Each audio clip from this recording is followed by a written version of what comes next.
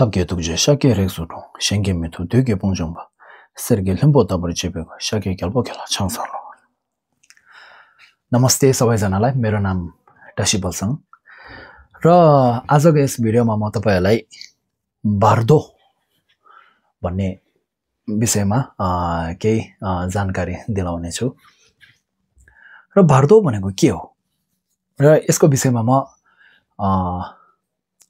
6 वटा कुराहरु गर्ने छु है र पहिलो कुरा बार्दोको मतलब के हो बार्दोलाई नेपालीमा अन्तराभाव भनिन्छ रहेछ है र त्यो भनेको के हो भन्दाखेरि बार्दो भनेको यस्तो ठाउँको नाम हो यस्तो एउटा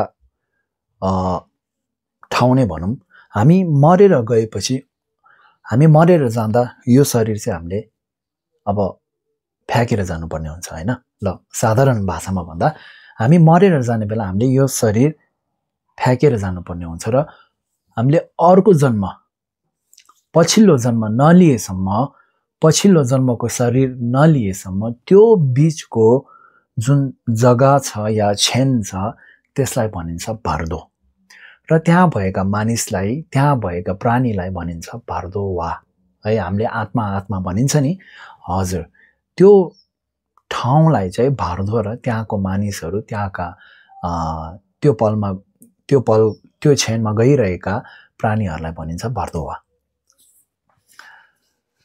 र दोस्रो कुरा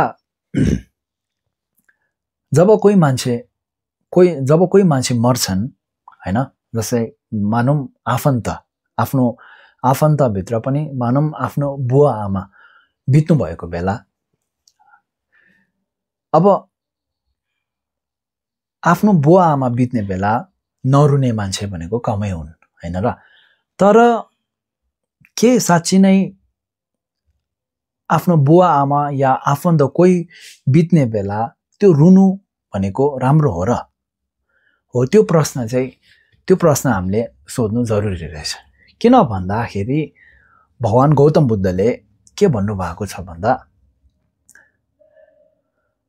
जब तपाई कोही मानिस या कोही प्राणी बित्ने बेला तपाई रुनुहुन्छ त्यसले गर्दा चाहिँ त्यो जुन मरेको व्यक्ति या मरेको प्राणीले चाहिँ तपाईलाई रोएको देख्नु भयो भने त्यसले उहाँको मनमा राग यानी तृष्णा यानी क्लेश भन्छ कि कलेश भन्छ मलाई थाहा भएन हो टिबेटनमा भन्छ यन्मोङ भनिन्छ है हो त्यो उत्पन्न हुन्छ यानी त्यो आउँछ हैन अब तपाईलाई रोएको देख्दा त्यो मरेको मान्छेको मनमा चाहिँ राग तृष्णा कलेशहरु आउने गर्छन् र त्यो आयो भने के हुन्छ त भन्दाखेरि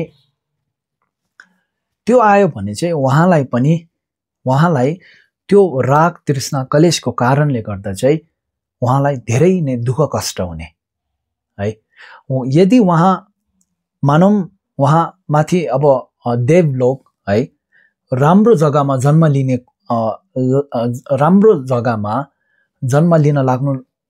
जन्म लिन लागिरहेछ भने तर तपाई रोएको हैन तपाई रोएको त्यस्तो देख्दाखेरि चाहिँ उहाँलाई चाहिँ अब त्यो राग तृष्णा कलेश मनमा आए नि त हो त्यसले गर्दा चाहिँ उहाँ माथि जानुपर्ने मान्छे चाहिँ तल्लो भागमा जन्म लिने हैन तल्लो जस्तै अब जीव जन्तुहरुमा है हिदाक भनिन्छ है इंग्लिशमा हंग्री गोस्ट भनिन्छ त्यस्तोमा जन्म लिने या के भन्छ त्यसलाई नर्गमा जन्म लिने हो त्यस्तो जन्म लिन्छ भनेर भन्नु भएको छ गौतम बुद्धले है त तपाईले बुझ्नु भयो होला मैले के भन्न खोजिरहेको छु मेरो नेपाली त्यति राम्रो छैन कि त्यसमा म माफी पाऊँ र त्यसो भए अब यदि आफ्नो कोही मान्छे आफ्नो बुवा आमा या आफन्तहरु बित्ने बेला रुनु हुन्न भने अन्त हामीले के गर्नुपर्छ हैन हामी जीवित भएका मान्छेहरुले आफ्नो बुवा आमा आफ्नो दाजु बहिनी आफ्नो आफन्त आफ्नो गुरु उहाँहरु बित्नु बेला हामीले के गर्नुपर्छ त भन्दा हामीले धर्म गर्ने है कसरी धर्म गर्ने या अब त्यो मरेको व्यक्तिलाई अब फाइदा हुनु पर्यो नि त हामीले जे गरे पनि उहाँलाई फाइदा हुनु पर्यो हैन, उहाँलाई अब बेफाइदा यानि नराम्रो त हुनु भएन नि त। र त्यसको लागि अब फाइदा हुनुको लागि, राम्रो हुनुको लागि के गर्नु पर्यो त भन्दा हामीले बार्दो थ्योडोल भन्ने पढ्नु पर्यो। यदि तपाईँ आफैलाई पढ्न आउनुहुन्छ र तपाईँ आफैलाई टिबेटन शब्द यानि तर अचेल अब नेपालीमा पनि होला, मैले थाहा भएन है। र त्यो चाहिँ टिबेटनमा हुन्छ प्रायः जसो। बार्दो थ्योडोल भन्ने एउटा पुस्तक छ, त्यो चाहिँ पढ्नु भयो भने त्यो मरेको व्यक्तिलाई एकदमै फाइदा हुन्छ। किन फाइदा हुन्छ भन्दा त्योमा के लेखेको छ भन्दाखेरि चाहिँ मरेर जाने बेला, मरेर जब तपाईँले अर्को जुनी लिनुहुन्न त्यो क्षणमा तपाईँले अब मरेको मान्छेले के देख्छ है, उहाँले कस्तो कस्तो महसुस गर्नुहुन्छ, त्यो बेला के गर्नुपर्छ हैन। त्यो बेला डरहरू पुरा आउँछ भन्छ हो, पुरा डर लाग्छ अरे। त्यो डर लाग्दाखेरि के गर्नुपर्छ, कस्तो सोच लिनुपर्छ, कहाँ जानुपर्ने हो है, कस्तो सोच्नुपर्ने हो, के गर्नुपर्ने हो त्यो सबै चाहिँ त्यो बार्दो थ्योडोल भन्ने भित्र लेखिएको छ है। त्यो पढ्नु र यस्तो होइन कि अब त्यो जुन बितेको मान्छे चाहिँ नेपाली हो अरे हैन, र अब बार्दो थ्योडोल भन्ने टिबेटनमा छ अरे, टिबेटनमा पढेको उहाँले टिबेटन बुझ्दैन भन्ने त्यस्तो पनि होइन, उहाँले सबै बुझ्नुहुन्छ अरे हैन।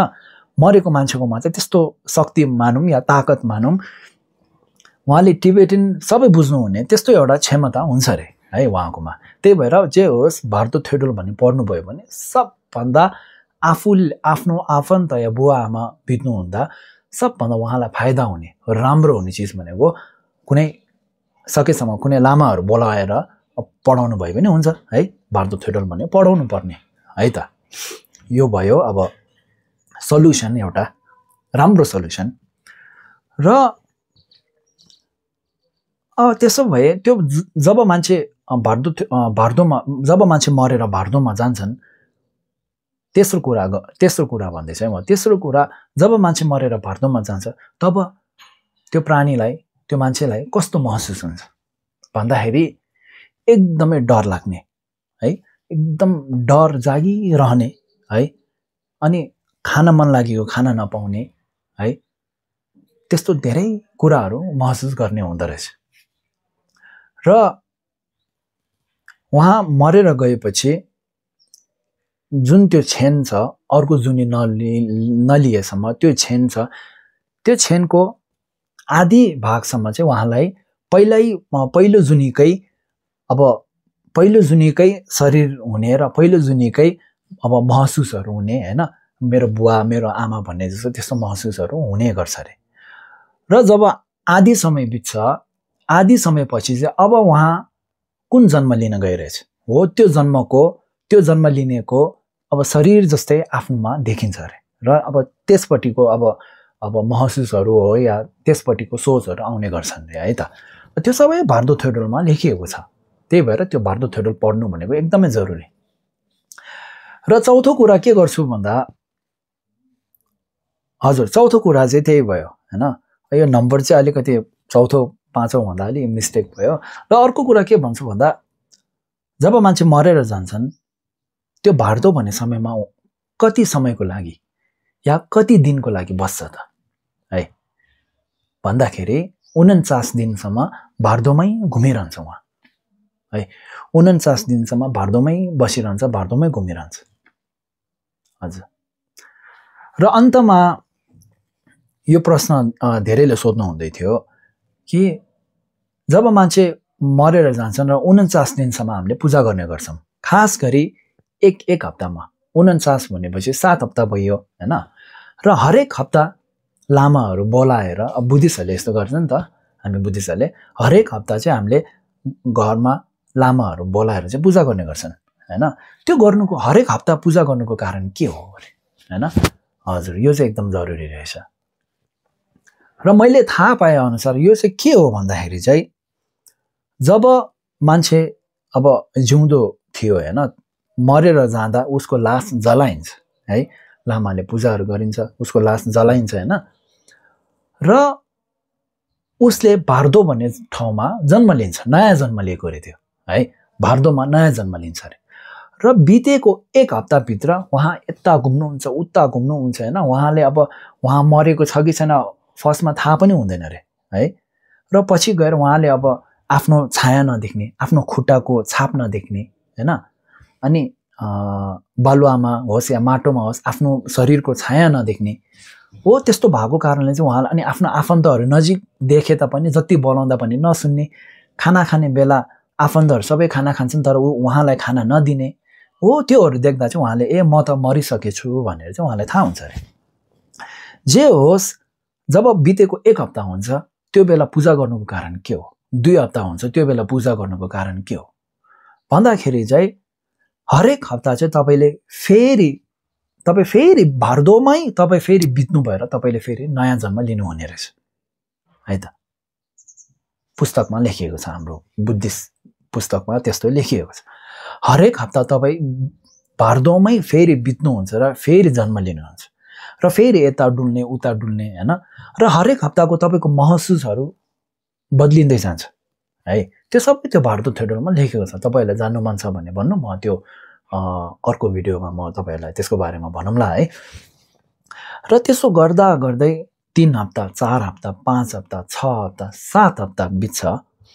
7 हप्तामा चाहिँ तर कसैले भन्छन् अब हामी त 3 हप्ता मात्रै पूजा गर्छौँ, त्यसपछि हामी गर्दैनौँ, त्यसपछि हामी एकैचोटि 49 दिनमा गर्छौँ भनेर पनि भन्ने हुन्छ हैन। त्यो आफ्नो आफ्नो परम्परा हो। तर खास गरी भने चाहिँ हरेक हप्ता चाहिँ तपाईँले पूजा गर्नुपर्ने हो। सानो ठुलो पूजा जस्तै होस् हैन, पूजा गर्नु चाहिँ जरुरी छ है त। र 7औं हप्तामा चाहिँ 7औं हप्तापछि चाहिँ 8औं हप्तामा त हामी पूजा गर्दैनौँ नि।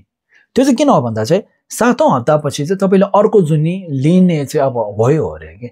त्यो चाहिँ अब फिक्स हैन, भगवान बुद्धले त्यस्तो भन्नुभएको छ। 7औं हप्ता यानि 49 दिनपछि चाहिँ तपाईँले अर्को जुनी, अर्को नयाँ शरीर, अर्को नयाँ जुनी प्राप्त हुनेछ, नयाँ जुनी लिनुहुनेछ। हजुर, त्यही भएर चाहिँ हामीले हरेक हप्ता यानि 7औं हप्ता चाहिँ हामीले पूजा गर्नु कारण त्यस्तो हो रहेछ। हजुर, त्यसो भन्दै यो भिडियो म यहीँ अन्त गर्छु। र केही अब नमिलेको, खास गरी नमिलेको केही छ भने कमेन्टमा लेखिदिनु होला है। किनभने अब मैले जे जानेको छु, जे सुनेको छु, मैले त्यही भनिरहेको छु। फेरि मेरोबाट पनि त गल्ती हुनसक्छ हैन। र फेरि उल्टा कुराहरू फेरि फैलाउनु पनि त राम्रो होइन। गल्ती भएको छ भने कमेन्टमा लेखिदिनु होला। र यस भिडियोबाट केही अब जान्नु भएको छ र केही सिक्नु भएको छ भने आशा गर्दछु। र त्यसो भन्दै नमस्ते, धन्यवाद।